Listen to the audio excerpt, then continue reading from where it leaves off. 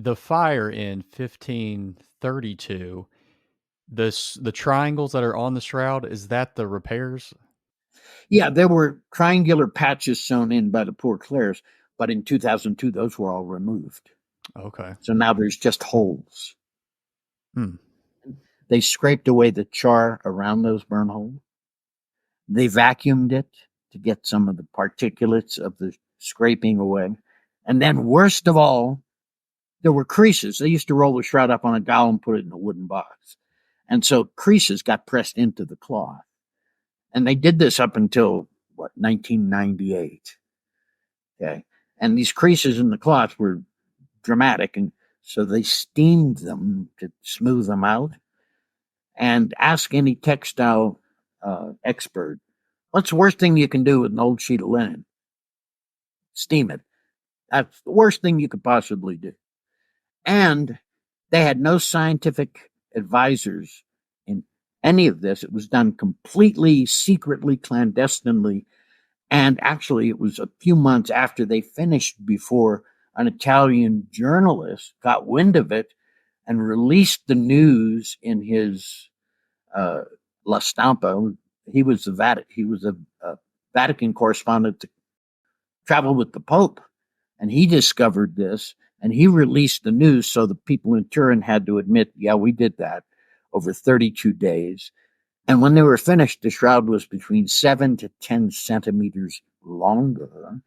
So might that have had an impact on the proportions of the image? Absolutely. That's a herringbone weave, 3/1 herringbone twill, and you can stretch that cloth in any direction easily. When we smoothed it out and put it on our steel table held in place by magnets, so we wouldn't poke any holes in it or something. The magnets were covered with Teflon so no metallic particles would get on the shroud. Um, we smoothed out the wrinkles, but we're very careful not to stretch the face or the body proportions and change them. But we don't know if previous photographers were as careful as we were, or if, and now that they've added 7 to 10 centimeters in length to the cloth, we would have to do a very careful comparison with our 78 photographs to the 2002 photographs to see how much they might have changed what was there. Tell you one thing they did do that was really a mistake.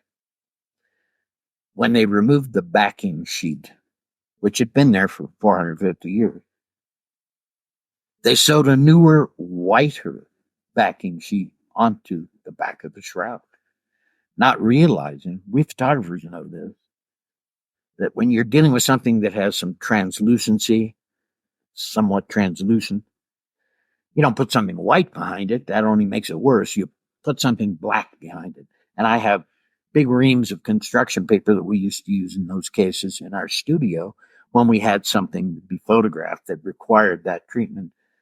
You just put it behind it. Instead, they sewed a whiter sheet on it, making the apparent contrast of the image go down instead of up, making it harder to see the image on the cloth. The whole thing is lightened up by a whiter sheet behind it, lowering the apparent contrast in the image in the background. It Look, the looks image, different yeah, because the of that. image, yeah, the image itself is only at its darkest point 20% darker than the background to begin with.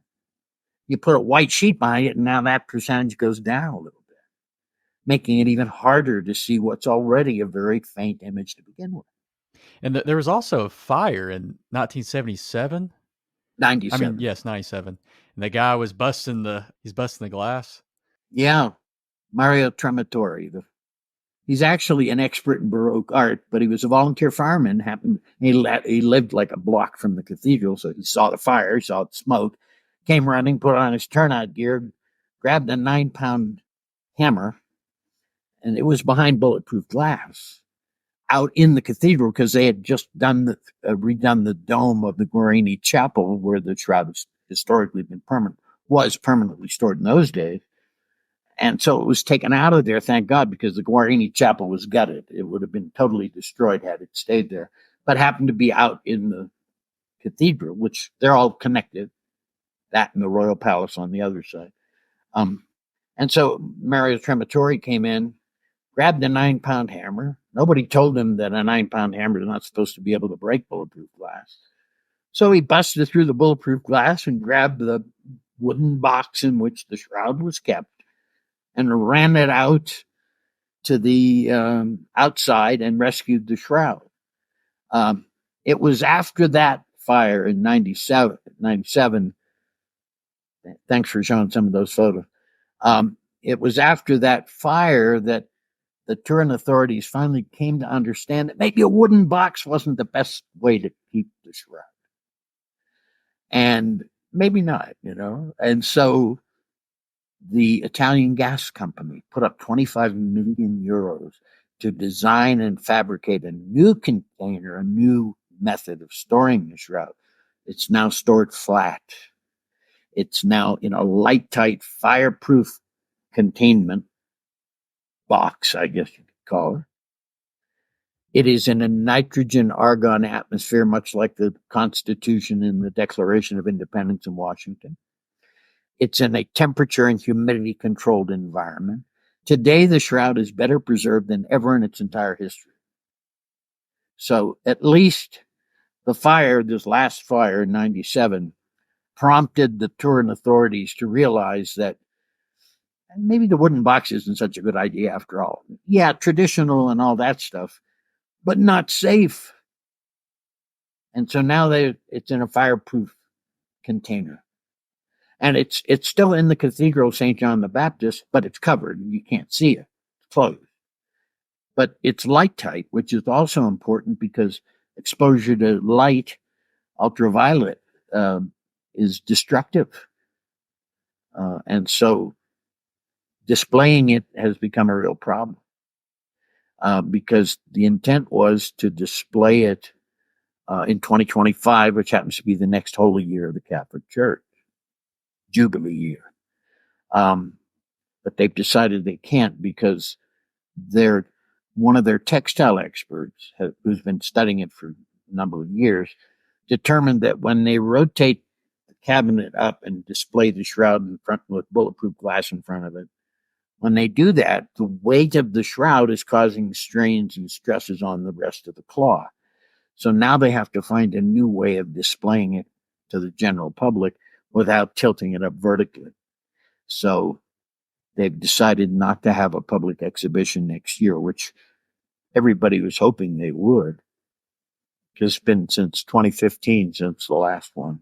But if you look at the history of the shroud, historically, when it was still in the hands of the Savoy family, they would only show it maybe 4 times per century. So, it's had more exposure after the first photos were made in 1898.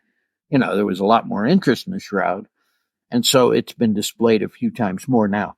1898, the next exposition was 1931. And the next one after that was our team, 1978. So as you can see, there were big chunks of time in between public displays of the shroud.